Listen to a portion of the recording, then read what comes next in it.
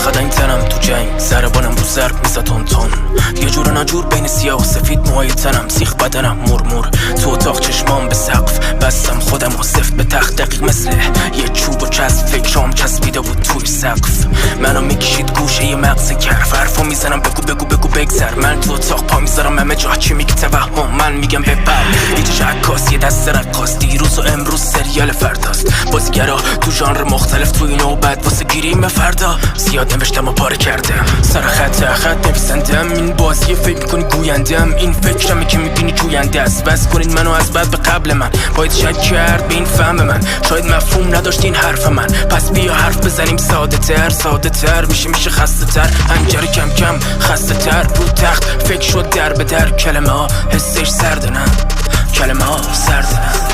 آینه که تو باطنته کی صاحبته کی رفتی تو باطن شعر چی تو باطنته کی ساختین ساختر شعر و آینه که تو باطنته کی صاحبته کی رفتی تو باطن شعر چی تو باطنته کی من